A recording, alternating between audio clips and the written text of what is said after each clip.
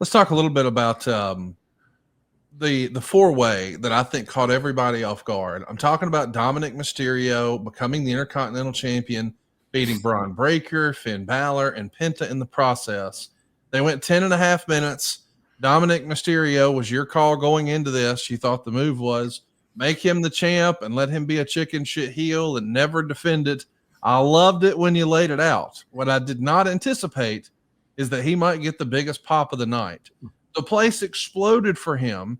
And this is a place that not that long ago, anytime he lifted the microphone to his mouth, they just bombed him with boos. That's not what happened this weekend. What'd you think? Were you surprised that he got the big baby face reaction winning the No, absolutely not. No, fans are just showing their appreciation. Fans, I don't think fans care. It's hard to get real heat. I think Dominik does get real heat. But at some point, the fans are like, man, he has entertained me. He's made me boo him. He has made me get so freaking mad. I love that guy.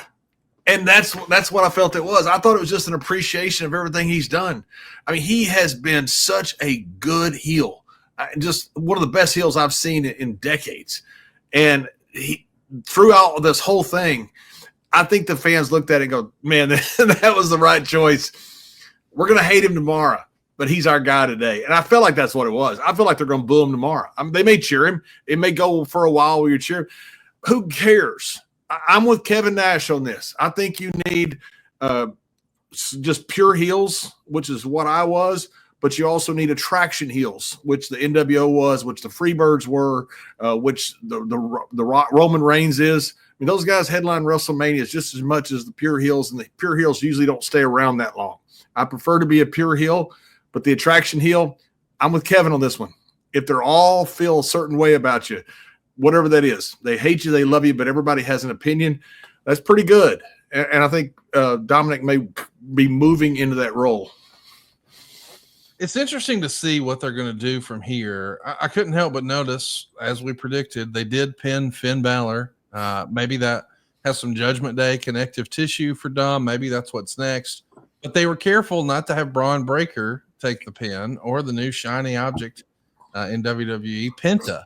A lot of people are suspecting that, just like we talked about Jacob Fatu maybe being in the main events in the years to come, I think they think Braun Breaker may be cut from that same cloth. Would you look for Braun to have some rematches, or is it time for him to go his separate way and move up?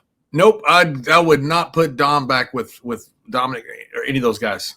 I think they've got higher aspirations for the world title picture, for the main event picture. And I think that's where they want. That's why they want to head in that direction. Finn Balor, listen, buddy, you're too good. Yeah. That's why they beat you, because they know that you can get beat and it doesn't hurt you. And the other guys they're not in that boat. Finn Balor is that good. He looks great. He's a great worker. And unfortunately, when you're a great worker, you get beat a lot. Triple H had a losing record at WrestleMania because he was such a great worker. Shawn Michaels, Mr. WrestleMania, was not undefeated at WrestleMania because he was such a good worker. People don't remember that because they were such great workers. Same thing with Finn Balor.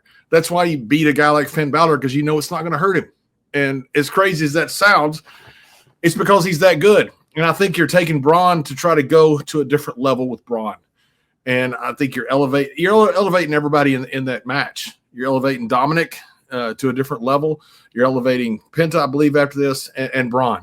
And Finn is to me, was the one guy they thought they knew that was the mechanic that could get it done. So let's talk about the next match here, because this is one that I know you're going to be interested in. We sort of teased it a moment ago. You've been in and around TNA enough to know Joe Hendry's game. I don't think a lot of people suspected that he would be the person to answer Randy Orton's open challenge. It was Randy's 20th anniversary. I had suggested in a pre-show with Jeff Jarrett, maybe it's going to be Sami Zayn. There was a lot of speculation that, hey, it could be Rusev. And nobody really knew what to expect, but Joe Hendry got the call as the TNA World Champion. Quite a reaction, quite a reception. We see he's sporting the merch. I'm sure that's going to fly off the shelves. But it only took 3 minutes and 10 seconds for Randy Orton to pin him. And I know that wrestling isn't what it once was. And, we've sort of thrown out the old rule book. But the idea that you've got your world champion losing in 3 minutes like this, I don't know. What did you make of this? Also, but it's Randy Orton also. That's true. You know, this isn't a normal person. It's not a normal anything. You know, Randy may be the guy that ends up, breaking Cena's record of 17. You know, he certainly could. Randy looks better now than he's ever looked after 20 years. I was glad it wasn't Nick Aldis, by the way. You know, I think Nick's got an incredible look. I said this last week. Nick looks like a 1932 NWA champion, which I consider a huge compliment. I mean, he just looks like an old throwback, of what you think a world champion looks like. And I didn't want to see him come out there with people not knowing how good he can wrestle. You know, I know a lot of his fans know him, but a lot of WWE fans do not, as far as his wrestling background and how good he is. And so I was glad it wasn't Nick, because I'd like, if Nick does come back, I don't have no idea if he is or isn't. I'd like to see him in a different spot and where he can showcase more and not be out there with a guy like Randy, who obviously they got huge plans for Randy, massive plans for Randy. So they're going somewhere with him. That's a bad spot to be in opposite Randy right there, because that's a lot about Randy. I thought Joe did well, and no caveat to it. I thought he did well.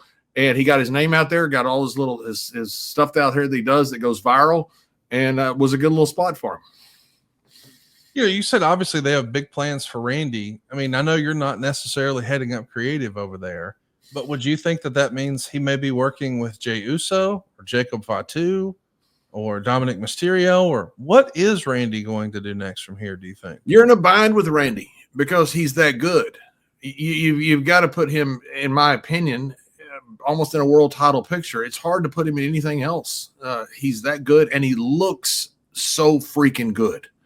I mean, Randy has transformed himself from just a few years ago into this incredible presence. You know, he's got his body so freaking big. He looks so freaking good.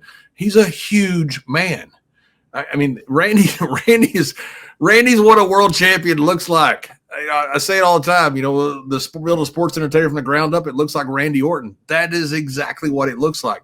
So there's not much you can do with him except put him in main event pictures, but that's a good thing, because he's going to draw. And I don't know where you go with it. I don't know if you go with him and Cena, which would be great, end up somehow that direction. I don't know if you end up with him and Jey Uso, which I think could be absolutely fantastic. But either one of those, to me, it would be great. Jacob Fatu would be good. I think something with Dominik. But the problem is Dominik would have to be a heel to get out of it. It'd be kind of a tough match. But there's quite a few options with Randy. Randy Orton and John Cena. It's got to happen one last time. It has to. Absolutely. No doubt about it. Something that some of us are still trying to make heads or tails of is Logan Paul and AJ Styles. They went 17 minutes and 43 seconds. They're incredible athletes. They had an interesting story.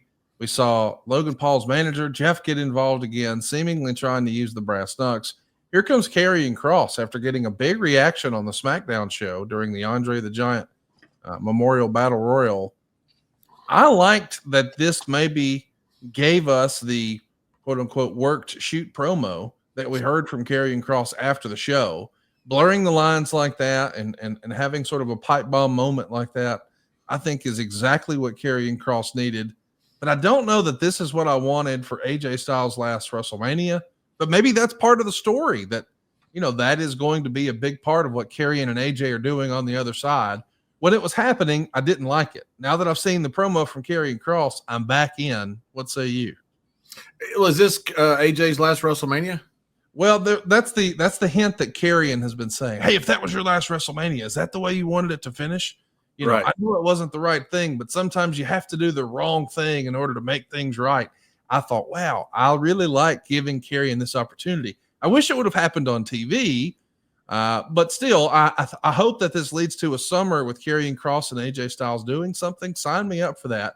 I don't know that I would have been on board with it without that promo, though. And now having seen it, well, I'm back in. What'd you think of Logan Paul besting AJ here? I thought that would happen. I really did. Logan Paul, I mean, look, you can say whatever you want about social media presence and Travis Scott and these guys that come in, but, I mean, there's a reason that Logan and Jake Paul are going to make tens of millions of dollars off their YouTube channel by doing stuff athletically. For one, They're incredible athletes. I'm talking about both of them. Logan is an incredible athlete, but their presence is they draw. I mean, they just draw. And so when you got a guy like that, you say, do they deserve to be there? Hell yeah, they deserve to be there. If you got guys that draw better than them, they won't be there. And so, yes, I think they deserve to be there. And I think he does an incredible job. He's the best wrestler I've ever seen that has wrestled as few times as he's wrestled. He is such a good athlete. Now he's out there with a world-class guy in AJ Styles. AJ Styles could make anybody look good. But Logan Paul does his part. And I thought that was probably the way to go was with Logan Paul. You're going to do something big with him in the future. I don't know what that is, but there's going to be something that's going to be huge with Logan Paul in the future because of what he does outside of just wrestling. He is a huge name. And in my opinion, WWE is very lucky to have him.